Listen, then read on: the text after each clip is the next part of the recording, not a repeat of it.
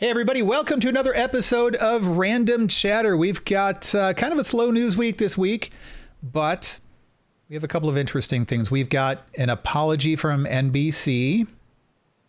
We have Netflix doing something that I would not have expected Netflix to do, and something that would seem like a very odd business decision, but maybe not. And we've got a lot of little things in the lightning round, but not a lot else. So maybe we'll pick some things out of the lightning round and discuss a little bit further. But I'm Eric, and I am here tonight without Lou. So anything that happens is Lou's fault. But I have Tim. Tim, how you doing today? Hey, Eric. I'm doing well. Had a good weekend. Had a pretty decent Thanksgiving. Of course, very different.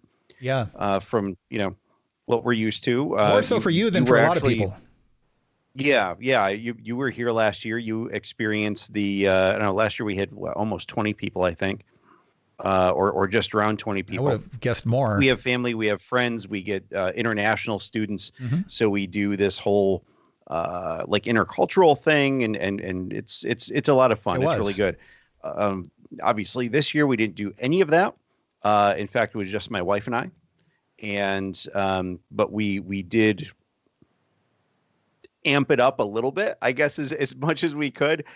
Whereas we made a couple of dishes, my parents made a couple of dishes, my stepson and his fiance made a couple of dishes, and then they drove around. And you did the hostage standoff for me. I'm going to put this over here, and you put that over there, and then we'll quickly dart over and get them and run away. Yeah. So, but then in the end, we all had a nice full meal. And so we, then we got on Zoom for a little bit while we ate and, chatted a little bit, and that was that. So that was how we did our, separate household Thanksgiving thing. Oh, that's good. Which was fine. Let's not to do that again. Yeah, let's hope it's not going to be a normal thing.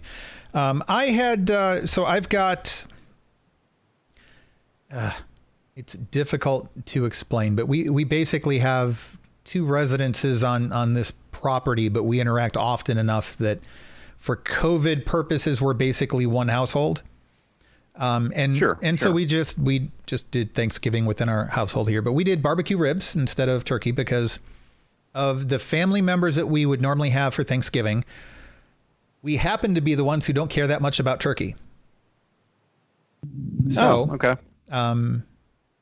The person doing the cooking is a big fan of barbecue spare ribs, and so we had ribs, and they were really good. I will say, though, nice. If you ever get an opportunity to have this guy's smoked turkey, it's really good. Though I heard this year not so much, but I have to tell you, Tim, if there were going to be a year where it failed, it would be this year. And that's okay because it was just the two of you anyway. So it was okay. Yeah. The thermostat in my smoker failed. So when I was thinking that I wasn't able to get the smoker to the temperature that I wanted it to, and I kept turning it up and up, and I was thinking, it must be the rain that's cooling it down, or it was a little windy and that's cooling it down, because those factors impact it. No, clearly the temperature inside the box was way hotter than it was supposed to be. The turkey cooked in about 5 hours, where it should have taken over 7, which of course meant that the outside was a little dry. The inside was actually still really nice and moist, and it was good, and it was flavorful. It just didn't have that penetrating smoke all the way through like it would have if it, had it been in there longer. So it was, not as good. My wife, of course, said it was still great. She's so nice. I'm a little harder on myself for that. She's very nice to me. But yeah, hey, next year will be better. And I've already ordered a new thermostat for the smoker. Good. So, and I'm also going to be double checking temperatures from now on. Yeah, I can imagine that. That's a lot of hours to invest in something that then, I feel bad. But again, you didn't have 20 people there. So at least if it's going to turn out not as expected, it affected fewer people. So you could argue this is a good year for that to happen if it was going to happen at all, right? True. Doing the glass half full thing. I don't know. It's not my forte, but I'm trying. I'm trying to get better at it. Hey, we try our best. Right. That's all we can do. So this week, I want to comment really briefly on a couple of things that you guys got to talk about last week. I wasn't around, and I just wanted to throw my 2 cents out there, and I'll keep it quick. But the Wonder Woman 84 plans, I'm on board with. I think that's good. Not quite what we expected, but pretty close. So I just want to go on record saying it. I'm in favor of that. I think it's a smart move. Conan O'Brien going to HBO Max, I think is awesome. I love Conan O'Brien. I don't always like his show, but a lot of times I like his show, and a lot of times I like the other little side projects he does, like the series he had when he was traveling abroad, and Clueless Gamer is one of the best things on the internet. I really like Conan O'Brien, so I'm glad to hear that that's happening for him. I think that'll be really good. And then the Deadpool 3 writer that was announced. I don't know that much about the writer, but the one show that she's known for. 2 writers, sisters. Oh, that's right. But the one show that they're known for, I'm not a fan. Like, I tried and I just can't get into it. Don't think it's funny. That doesn't mean that this wouldn't be funny. I don't know. I'm not excited about it. Yeah, Bob's Burgers isn't entirely my brand of humor either. Although I think it's more the art that turns me off than the humor itself. The art definitely turns me off. Which then gives me a lot of cause to, it gives me a lot of cause to have problems getting through. And also the characters. I'm not a fan of the characters. Right. So to be completely honest, I probably haven't watched enough episodes of it to give the writing a fair shake. Nor have I. Because it's other things that turn me off from it. So that said, I mean, they've won Emmys for it.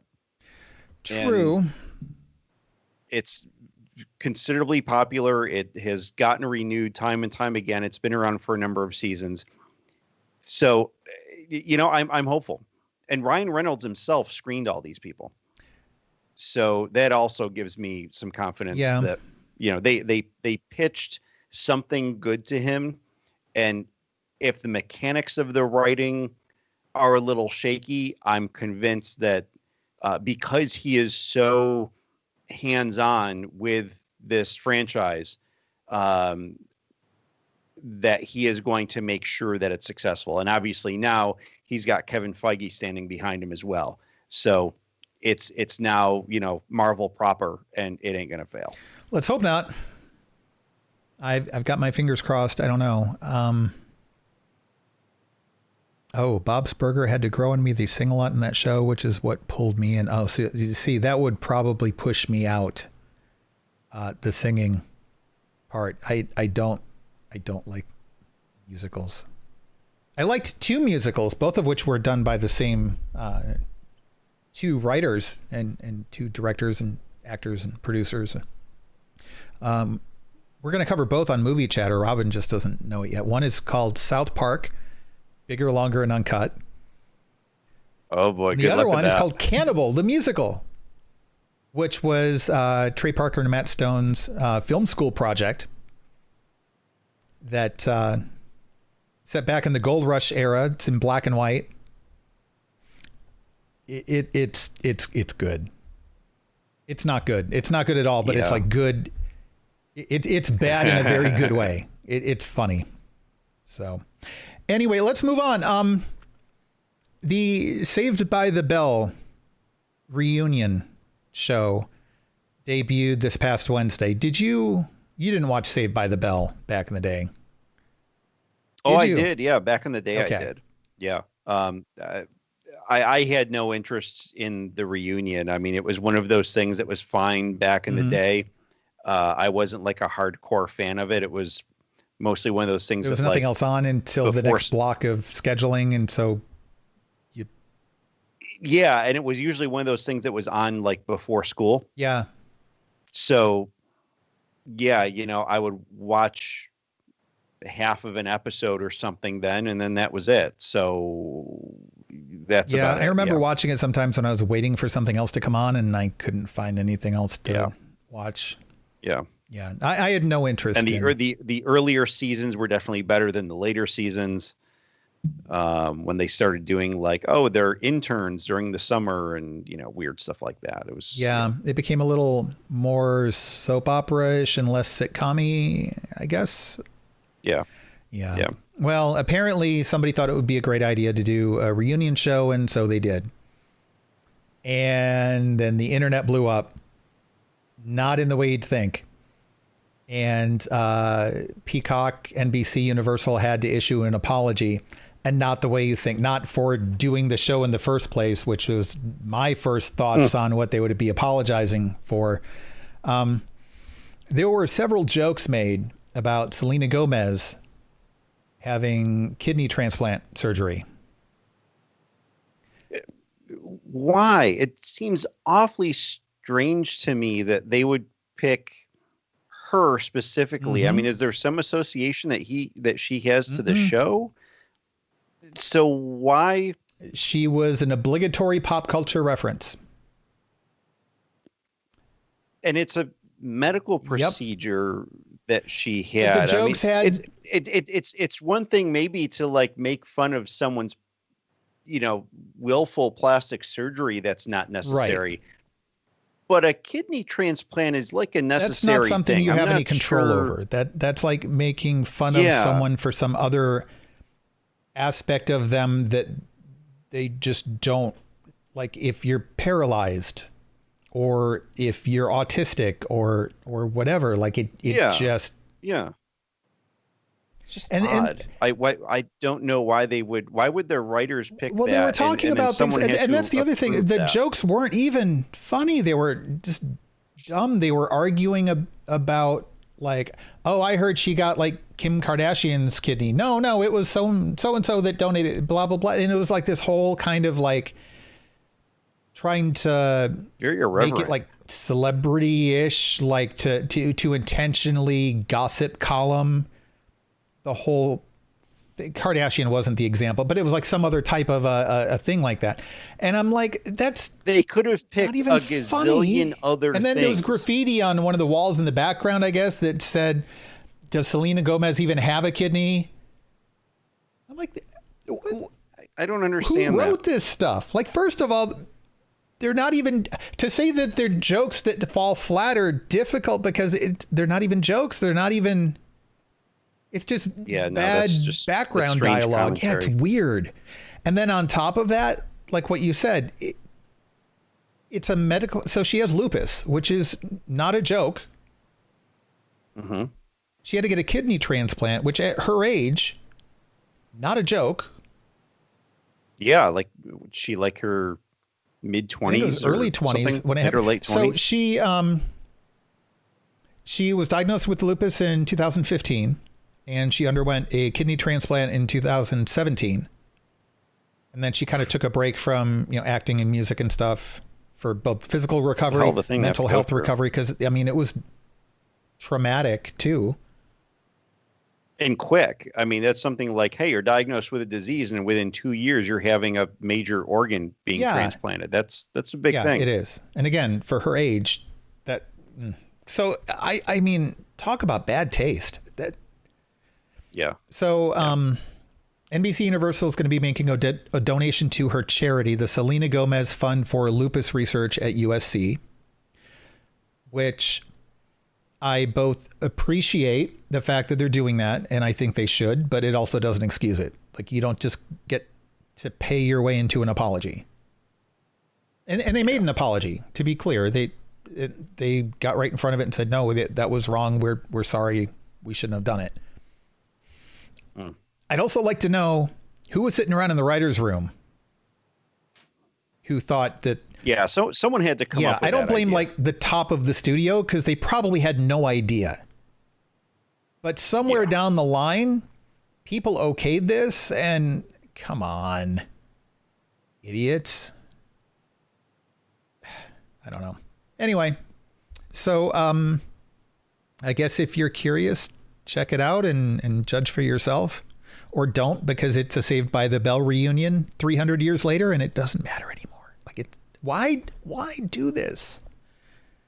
I don't get it. Like, the Fresh Prince reunion was good. It was a round table of the actors talking about different moments they had and how different things changed their lives and how groundbreaking the show was and stuff like that. That'd be fine. But like these reunion episodes, as opposed to a reunion discussion, I don't know. Do you hear what happened with Dave Chappelle and Netflix? I didn't. Okay, so this is really interesting. I didn't know this, but Dave Chappelle, I mean, he wasn't really well known to the mainstream audience until he had the Chappelle Show, right? Mm-hmm. Which was wildly successful. But when he signed the contracts for that, he doesn't get any money from outside distribution. So any of these services that stream it, he doesn't get a penny. And he wrote the show, he acted in the show, he produced the show. He was the creative mind behind the show. I hope he still doesn't have that agent. Hope not. Because that's a really bad contract. So some places have gotten it recently for streaming, and it's streaming on Netflix. And he also does some stand-up comedy shows, specials for Netflix. And so he emailed someone at Netflix, and I read part of the email he sent. And he basically said, listen, you own the rights. I mean, you licensed the rights from Viacom CBS, I think. And it's legal for you to show it, but I'm asking you not to show it. I'm asking you to pull it from your network. And I know you're not going to do it, but I'm tired of this whole thing. And I just want to go on record saying that I'm asking you to pull it because it's my creation. I put blood, sweat, and tears into this thing. I don't see a penny for it, and it's not right. And I'm asking you to do what's right, even though I know it's not a good business decision and you guys are never going to do it. So Netflix pulled it. That's interesting. Yeah. I can see, I obviously see his point of view with it. The thing is that whether it's showing or it's not showing, he's not getting any additional money from it. Mm-hmm. So from a relevance perspective, popularity perspective, exposure perspective, let him show it. But because then it still allows his fans to find his stuff or new fans potentially to find his stuff. So it's good marketing for his brand. And for any future projects that he may have, which he has something coming up with Netflix. Right. So you might as well let Netflix promote A, so then B also gets some indirect promotion. On the flip side, though, that's what I would say. There is a principle of it. If I spent, all of this time, let's say, I created RandomChatter 15 years ago. And all of a sudden, I didn't do it in conjunction with another studio or anything, but if I had, and then when its run is done, they go start selling it to other people, but I don't get any money from it. They get money from it like they created it somehow. And not that the studios don't contribute. They contribute the funding, they handle distribution and stuff like that. But they made their money back on that. Sure. And they're Viacom selling this to other networks for stream now. It's on CBS All Access. It's on HBO Max. And it's on Netflix. Why is the person who created the dang thing not getting paid? He deserves something, and other people are making bank by riding on what he made and not getting a penny for. It's like a lot of the horror stories you heard from the music industry, but even worse. Yeah. Yeah. And I guess that depends if you kind of have any resentment toward the people who are making money off of it, because then in that case, I guess it does kind of make sense to say, screw you. If I'm not getting anything, you're not going to get anything either. But there is also, like I said, I think it's maybe potentially short-sighted to want to have that pulled when it is something that's not costing him anything which is leading at least indirectly to promotion of something else for him. So that's a very good point. My only counterpoint to that is this is getting press, which is good. Which is also thing. Yeah. Netflix looks like it's taking the higher moral ground here over some of its competitors. Mm-hmm. And I appreciate that. I like Netflix's brownie points, in my opinion, just went up a couple of notches. And I'm sitting here thinking, you know, I want to, now that they raised the prices on the HD package, like, do I want to drop down from 4K down to, 1080p or whatever? And I'm thinking, I don't know, like they're okay. Like, maybe I'll just stick with where it is. I guess there's a moral issue there too. And I feel like we're getting away from morality, or ethics maybe is the better term, for the sake of business decisions. And it's always been a thing, but we've been drifting further and further away from it. And when it comes to content creators, like, I'm still bitter about Warner Brothers and J. Michael Straczynski, who created Babylon 5, because in his contract, he got the rights, not entirely, but like he gets a cut anytime home video of Babylon 5 is sold on VHS tape. Because when he signed the contract, DVDs didn't exist. Streaming didn't exist. And VHS tapes. And unfortunately, the contract was that specific that said VHS. It didn't say, home movie or anything like that, which they could construe as time went on in perpetuity to be DVD, Blu-ray, maybe even streaming. So for the last 20 years, while people have been continuing to watch Babylon 5 and new people have been finding Babylon 5, the creator, and this guy directed like every single episode from, I think, like the last 2 seasons. He wrote the vast majority of the episodes and produced. Like, he really, I'm surprised the guy's still alive, because, TV shows are split up into all kinds of different teams of people to handle a lot of these things. He worked harder on that show than most other people have on. I think he actually has a Guinness World Record for some aspect of that. And he gets not a penny. And that pissed me off. But then, like, he at least got something from some of the home video sales, and Chappelle gets nothing from any of that. And it's a fairly recent thing. He just, he was a new performer and got roped into a really bad contract. And I think that the one thing that might come out of this that's good is that maybe studios will start looking at how they do contracts differently. Maybe this is going to help get that issue out in front of the limelight for other people. You're not wrong in your point. Yes. I mean, you're right. It doesn't cost him anything. He's not gaining or losing anything, regardless of which direction this takes. Though he is apparently fighting to get the contract renegotiated or something. I don't know. He's doing something behind the scenes to work on that. But maybe he can help the other people by changing the way, the standards by which things are done, or at least by making other comics aware. Listen, don't do what I did. Yeah. I will also mention, as we said, he has another project coming up with Netflix. So he has a relationship with them. And, as part of that relationship, that may have been a goodwill thing for Netflix to say, okay, you know what, if you want it pulled, then we'll pull it. Where Netflix, I can imagine Netflix maybe even coming back around to this discussion once his new project launches to say, hey, look, we know you're not getting any royalties from the original studio for Chappelle's show, but there's new people, new fans of yours who were brought on board with your new project, who are going to want to watch Chappelle's show.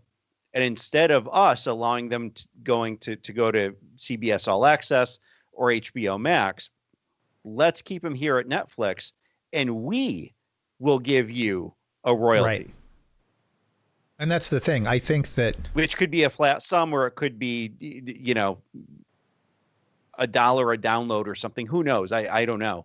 But there's still a position here that's worthwhile for Netflix. Oh, yes.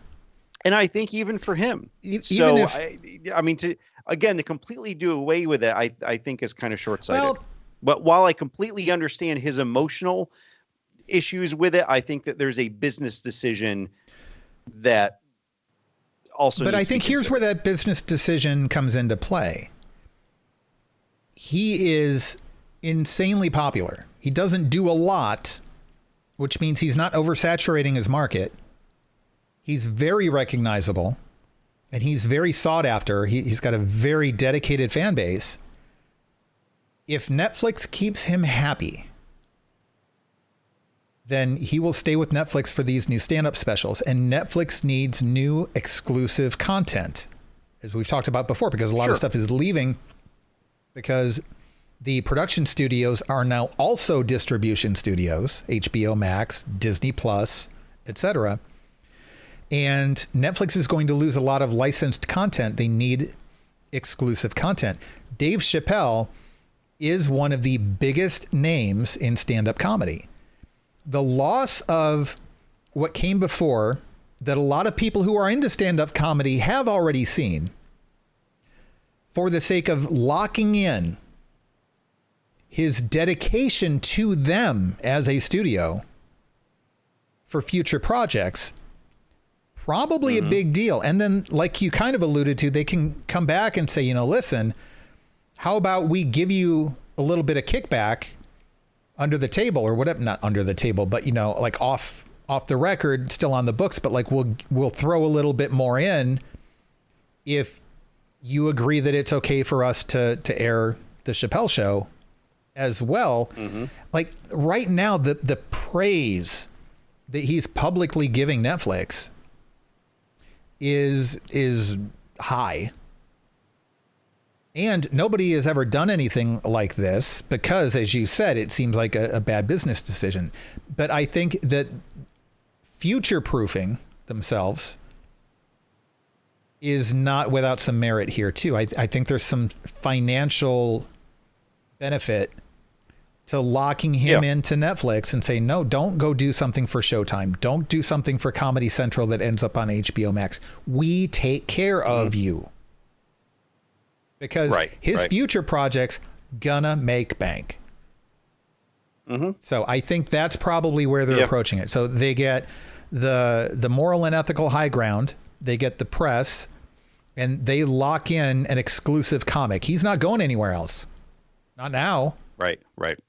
And that's a big deal. I mean, that's the equivalent. He's nothing like Robin Williams, but as far as like the hierarchy currently for stand-up comics, he's basically the Robin Williams. Like, I can't think of anybody who does stand-up who's higher than him right now. Anyway, that's all we have for the news. The rest of it's all lightning round stuff. So there you go, ladies and gentlemen. So I'll just kind of blitz through this, and Tim, if there's anything you want to say about it, just hop into it. There's a little bit to say about this first one. The Expanse was renewed by Amazon for a 6th and final season. The 5th season is about to start airing. Wasn't the 5th supposed to be their final, or was that not? No, that was the storylines in the 5th one coming up are not like, there's another big story arc that takes place in the book series that is after that. So a lot of this season follows the book where they kind of split off and did their own things, like Amos goes back to Earth, and, you know, blah, blah, blah. So this is, I don't know. It was one of the least favorite of the books for me. It was still good writing and it was a good story. I don't know how the season's going to play out, but no, there was always an expectation of at least one more season. I don't know how they're going to cram everything else into this 6th season. I think it's going to be kind of a pretty big deal. There's one other really big deal about this. Have you watched this series? No. Okay. I still have not gotten to venture into any of it. It's phenomenally good.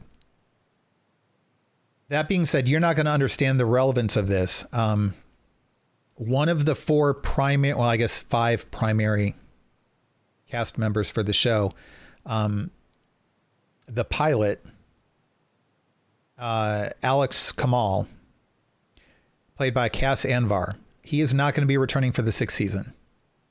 There were several allegations of sexual misconduct,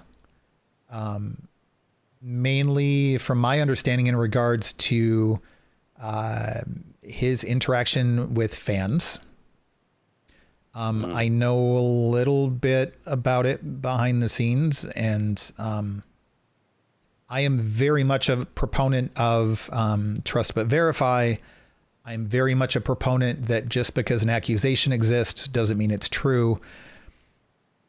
This is one case in which I probably shouldn't elaborate, but I am 100% convinced that there were inappropriate interactions with fans, and I am as disruptive as it will probably be to the story, which is also tragic. I'm happy to see that he's not going to be on the show.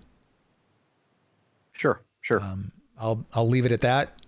I think the investigation is still going on, so we'll leave it at that. But from what I've seen, I'm convinced that it's a legit concern and that Amazon is doing the right thing by cutting ties with them.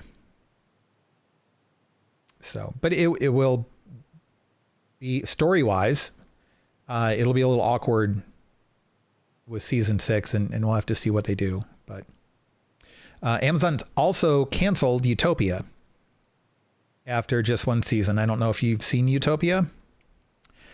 I have not seen that either. Very quirky pre-post-apocalyptic show. Pre-post-apocalyptic, yeah. So before the after? Before the after of the end. Yeah. I think that sums it up pretty well, in fact. It is a little confusing because it's like the apocalypse has already started to happen, but nobody knows it started to happen, and they're kind of trying to figure it. It's such a weird show. But it's got John Cusack, and I love John Cusack. Oh, okay. I like John Cusack. Yeah. He's just quirky enough to be endearing. I really like his stuff. And but it's got him in a very interesting role, and it's got Rainn Wilson from The Office. Oh, okay. Who played Dwight Schrute in a very like cast against type, a very interesting role. It's just it's such a weird show, but it ended on a cliffhanger, and I guess we're not getting a 2nd season, so that's disappointing. Speaking of cancellations and also reboots of old things that we don't really need reboots for, One Day at a Time is being canceled at Netflix. I didn't really understand why they needed to bring that back. I think much to what Lou often says, it would be better to just start the show with a new name instead of trying to recycle an old name. And let people say, hey, you know what? This really seems like someone was trying to redo One Day at a Time. Okay, sure. Let them make that comment if they're going to make that connection. Right. But still do something that is, that's original. And, there's nothing new under the sun anyway. Right. All writers and creators are inspired by something else. It is such an insanely rare occasion to truly see something new. And it doesn't have an element like, Charmed is getting rebooted, and that's about, 3 sisters who are witches. Well, if you have another show that's 3 sisters who are witches, like that's really, really close. But something like One Day at a Time, there's no fantasy element. There's no sci-fi element. It's like an everyday life element. It's different enough. Just call it something new. Make your own thing out of it. And yet, like you said, it's paying homage to what came before, and that's great. But people can make that connection and say, oh, hey, it's kind of like that other show from way back when. I don't remember the name of it, but it was really good, blah, blah, blah.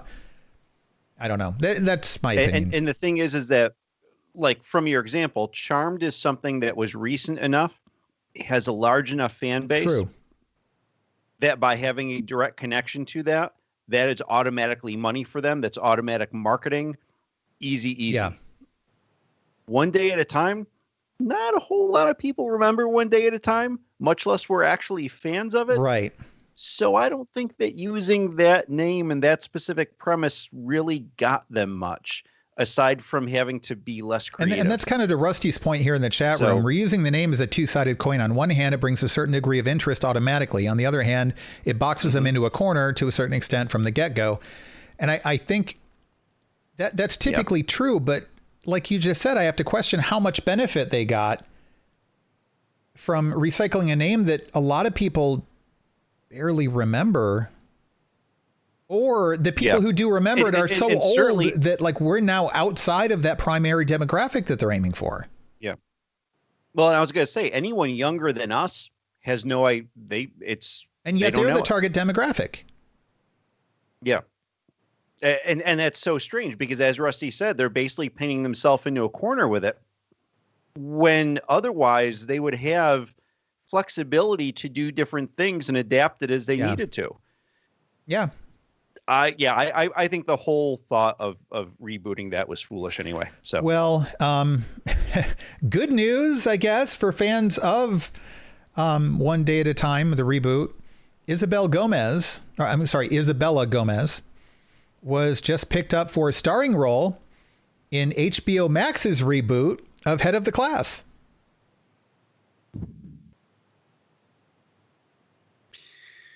For the audio listeners out there who aren't seeing the video. Yeah, we both thought we needed to clarify that. That was my head hitting the microphone because... Yes, with this dejected look on his face. Same. I have nothing new to say. It's the same argument. Same exact argument. Now, it's not, I don't know.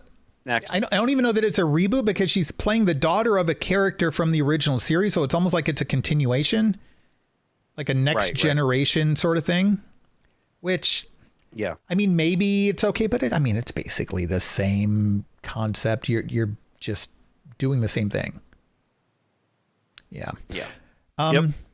Stop it. Stop. Right.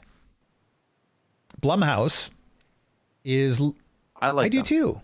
Good people. I do too. And it's funny because, we've talked about this before. I don't like horror movies, and you're not that big a fan. Your wife, Robin, is not a big fan. Their stuff is so creative, though. They actually, like, it's not stupid slasher stuff. Right. It's not lame storyline stuff. It's like they write an incredible story, and then it has like undertones of horror to it. It's not just this overt, like, some is Eric goes crazy and just starts stabbing a bunch of people. It's which may or may not happen. Still not sure about that, but they're good. Their stuff is great.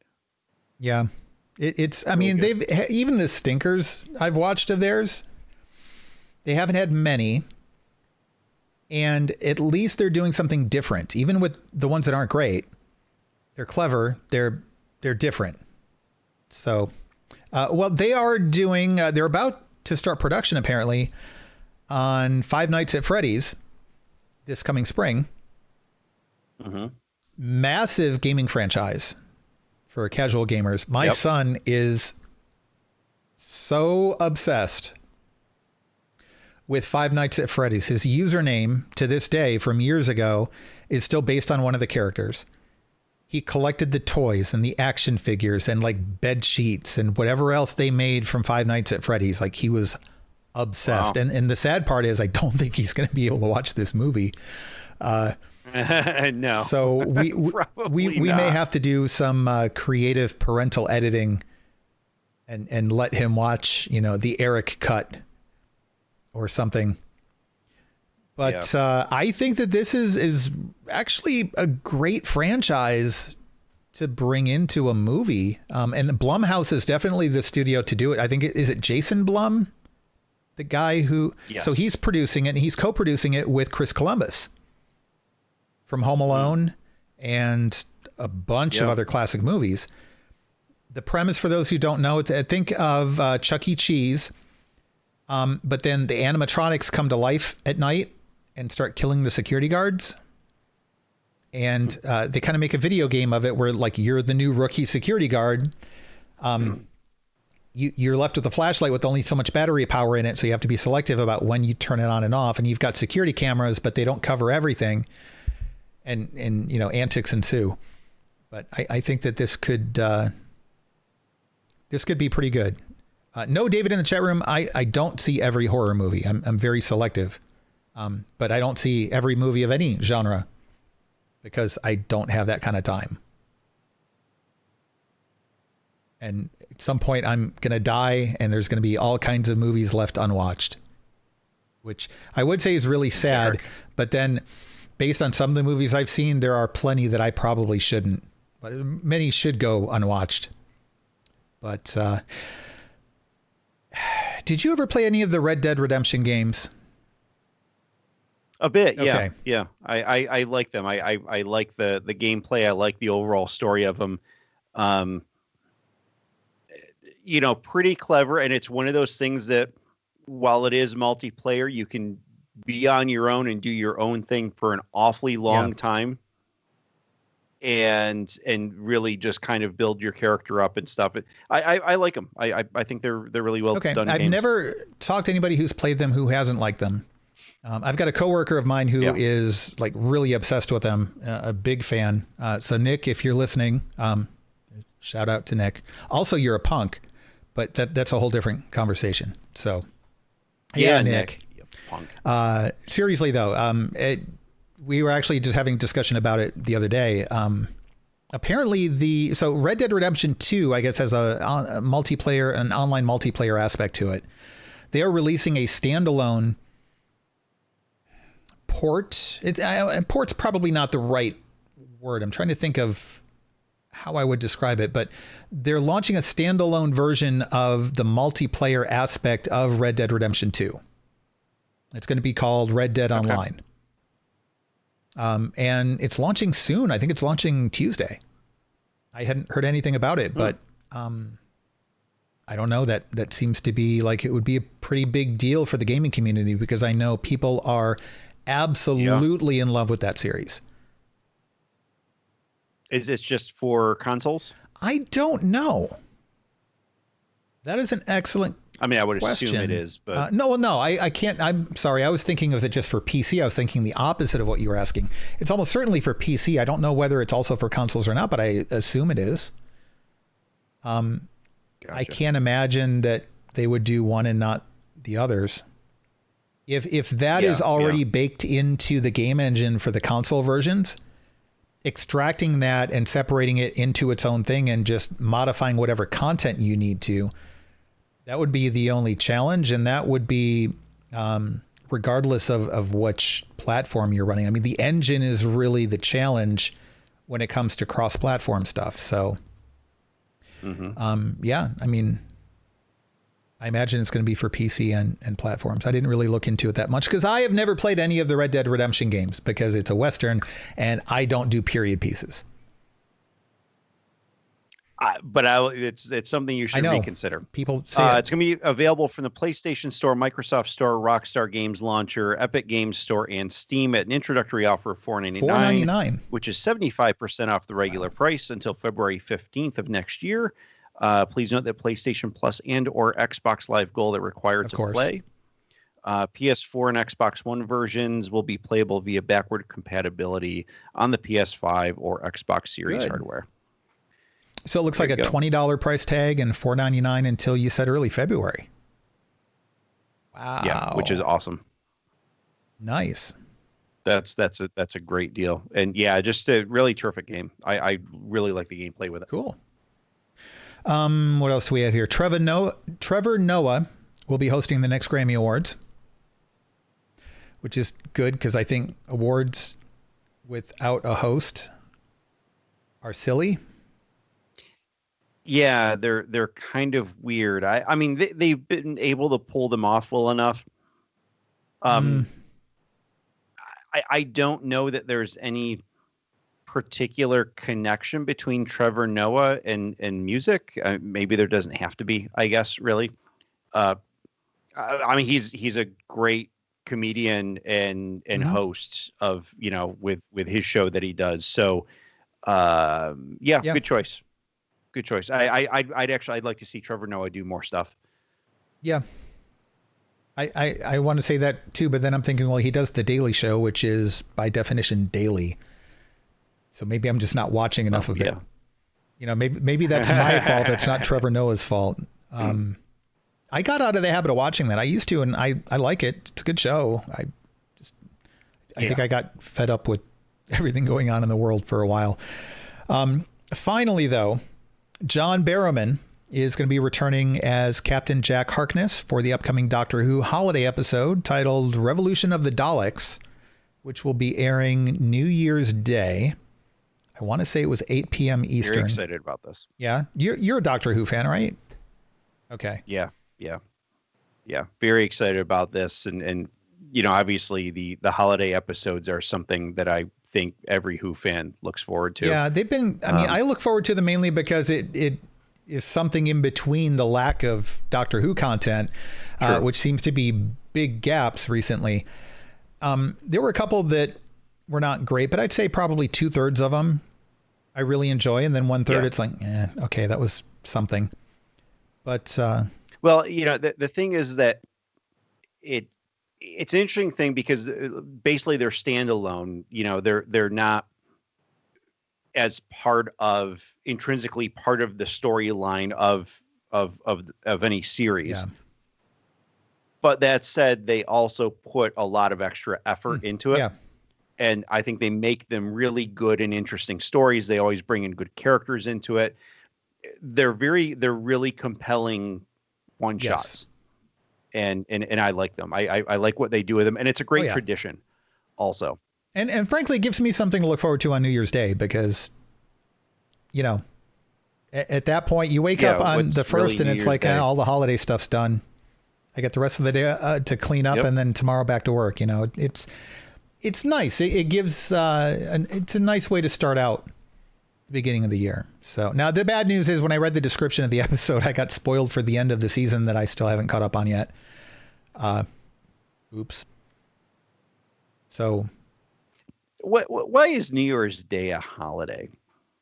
Like, I don't understand. I mean, is it really that significant that we celebrate the coming of a new year, that people get the day off and such? Do you really want to show up at 8 a.m. to your office after everybody has been out drinking excessively until 7 a.m.? So if you've done that, you take leave time. Tim. It seems. Don't be a Scrooge. I'm not being a Scrooge. It's almost arbitrary. It is a tradition. And while traditions can be just rote, trivial, archaic nonsense that fall into the just because category, I think that it's important for us as humans and as a society to take a moment where we are not focused on work and to reflect upon not just what we've done over the past year, which is kind of what we do on New Year's Eve, but to really give some thought to where we're going. Because that's where the car's moving as we're driving now, and having a plan and kind of looking toward that, I think is important. And I think taking a pause to kind of give that some consideration is the type of thing that we don't do often enough in our lives. So Tim, I fully support taking the beginning of the year to pause and consider where I'm going for the rest of the year, which for me will take all of 30 seconds because I'm going nowhere, but that's not the point. I know I'm going to get deeply philosophical here, but the beginning of the year, I mean, that could be next Wednesday. I would love it if it were next Tuesday or next Wednesday, because this year so far has kind of sucked. And, you know, if you want to start it tomorrow, I'm okay with that. Take next Wednesday off to reflect on the previous year, the previous 365 days. And then you start a new year on Thursday. Tim. So there you go. we do need to have markers and milestones in our lives. Ask any professional psychologist, et cetera, et cetera. They will tell you having milestones that's meaningful, that matters. Mm-hmm. Yep. Tim. Humans do silly things that I just don't understand. But you know what? Taking a moment to consider where you're headed is not a silly thing. No, but you can do that but at people any don't time. do it. So sadly, we need to be coordinated, and we have to be reminded that we have to sit still for a minute and do it, Tim. So let's not take away the fact that people aren't doing it for the other 364 days, Tim. Don't take away the one day that they actually agree to pull their heads out of their butts and do it. The majority of people aren't using that day for any reflection or anything like that. They're like, oh my gosh, what did I do last night? That's a form of reflection. No. They're recovering from their hangover. And I'm not knocking that. I'm just simply saying, I don't know that we need to have like this one day off that is kind of a universal thing. If you want to take the day off, take the day off, but it shouldn't be imposed. I'm just saying the chat room seems to agree with me too. You know what, Tim? Let's compromise. I think compromise is important. I think that this is another thing that culturally we don't do often enough. So, Tim, I think we can compromise here. Are you going to tell me I don't have? You don't have to take the day off. You can stay at home and work because I own my own business. It's a very rare occasion I even have. That is a blessing, and so you can take part in that blessing of getting to work on January 1st, and then we're all happy. All right. And we will all pause and reflect upon the fact that you are working and we are not. It's all good. All right. Good. And that's good for this episode. I think we're going to wrap it up there. Thank you for listening and or watching. If you're listening to this episode, consider going to randomchatter.com/YouTube. Reflect upon that and contemplate doing so, not at the beginning of the new year, but right now. Right now. Because you don't have to wait for the new year to do that. Unless you're driving. You can do that anytime. Which you can't do it anytime. Don't let other people tell you what you have to do. Do what you want. Wow, such a hedonist. Be an independent thinker. That is exactly what we're asking people to do, to think independently.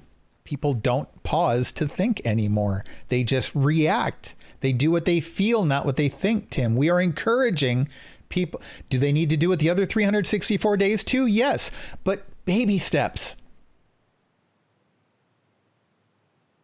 I'm turning my lights off. I can see Tim's clocked out already. That's okay.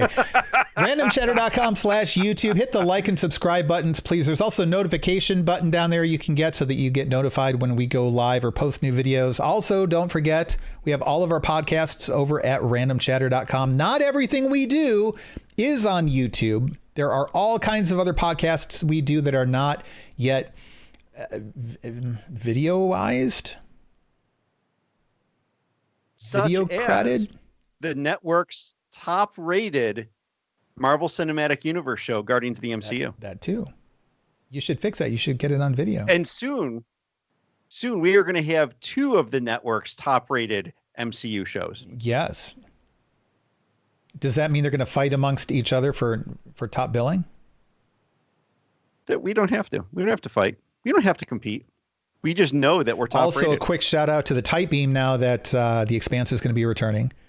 And so be sure to check that if you are a fan of The Expanse. And you should be, because it's a good show and the Tight Beam is a good podcast to go along with it. So check that out too. Don't forget to join us in Discord, randomchatter.com/Discord. We've got channels set up there for each of the shows on the network. A lot of conversation going on, especially if you are a Mandalorian fan. So be sure to check that out. That's going to do it for this episode of Random Chatter. Thank you for joining us. We will be back on, let's see, I think we're doing Thursday this week for Movie Chatter at about 8:30 p.m. Eastern time, which is GMT -5. And then we will be back next Sunday night with more Echo Basin Random Chatter. And I think we are tentatively planning to do the Outer Rim Friday night this week. I think, because I'm not going to be around to stream it Saturday morning. That's for sure. So stay tuned for more information on that. Again, you can also get notifications of us going live on Discord. You can check in with us and ask us about scheduling questions if you have any. That is going to do it. Have a great week. Until next time, take care.